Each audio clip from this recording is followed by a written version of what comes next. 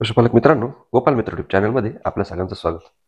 मित्रांनो, मुरघास बनवताना आपल्याला चारा पिकाची अवस्था ठरवणं अतिशय गरजेचं असतं. यामध्ये प्रामुख्याने आपण मका पिकाची चारा कापणीची अवस्था ठरवण्यासाठी त्याची कणीस तपासणी करू शकतो. परंतु मित्रांनो, इतर पिकांसाठी असं आपण कणीस तोडून त्याची तपासणी करू शकत नाही. अशा वेळेस आपण त्या चाऱ्याचा एक नमुना घेऊन त्याची बारीक कुट्टी करावी 1 ते 2 सेंटीमीटर लांबीची. आणि अशी ही चाऱ्याची जी कुट्टी आहे ती हाताने दाबून त्याच्यावर 30 सेकंदासाठी दाब देऊन ठेवायचं आहे. आणि त्याच्यानंतर हातामध्ये जो गोळा तयार होणार आहे त्या गोळ्याचे निरीक्षण करून आपण आपला चारा योग्य अवस्थेला आलाय किंवा नाही हे जाणून घेऊ शकतो. आणि त्यानंतर जर आपण मुरघास बनवला तो अतिशय उत्तम प्रतीचा होतो. तर मित्रांनो, ही नेमकी तपासणी कशी करायची हे आजच्या व्हिडिओतून आपण जाणून घेणार आहोत. तर मित्रांनो, सगळ्यात पहिलं आपण एक साधारण आपल्या हाताच्या मुठीमध्ये बसेल इतका चाऱ्याचा सॅम्पल घ्यायचा आणि तो हातामध्ये घेऊन 30 सेकंदासाठी चांगला जोरात प्रेस करायचा आहे. मित्रांनो, हे करत असताना आपण त्याचं निरीक्षण करायचं आहे.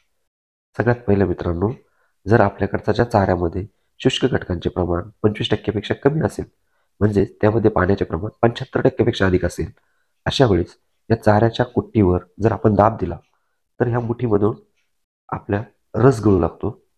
आणि ज्यावेळेस आपण मूठ उघडतो त्यावेळेस त्या ज्या कुट्टीचा जो गोळा आहे तो तसाच राहतो आणि आपल्या हातावर भरपूर रस लागलेला दिसून येतो.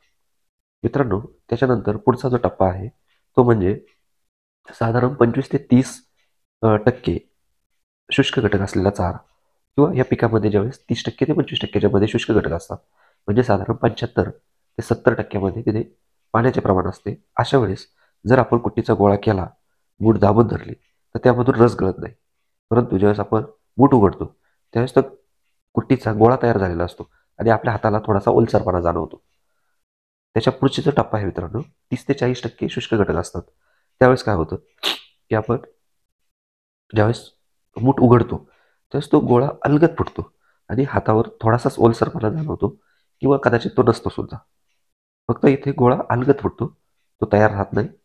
आणि त्याच्या पुढचा जो प्रकार आहे ते 40% पेक्षा जास्त शुष्क घटक आहे, म्हणजे 60% पेक्षा कमी पाणी आहे. अशा वेळेस आपण ज्यावेळेस मूठ खोलतो ती मूठ उघडल्याबरोबर त्या चाऱ्याच्या कुट्टीचा जो गोळा आहे तो फुटून बाजूला होतो. त्याचा गोळा राहत नाही आणि हातावर कुठल्याही प्रकारचा आपल्याला ओलावा जाणवत नाही. अशा प्रकारे आपल्याला हे आपल्या चाऱ्यामध्ये किती शुष्क घटक आहे हे जाणून येईल. आणि मित्रांनो, आपल्याला साधारण 30 ते 35% शुष्क घटक असलेला, म्हणजे मूठ उघडल्यानंतर अलगद गोळा फुटला पाहिजे, तो लगेच पण नाही फुटला पाहिजे आणि हातावर ओलसरपणा जाणवला नाही पाहिजे. अशा पद्धतीने ज्यावेळेस कुट्टी आपली तयार असेल त्यावेळेसच आपण आपल्या चाऱ्याचा मुरघास करू शकतो. तर मित्रांनो, ही माहिती तुम्हाला आवडली असेल तर आपल्या मित्रांबरोबर शेअर करायला विसरू नका. धन्यवाद.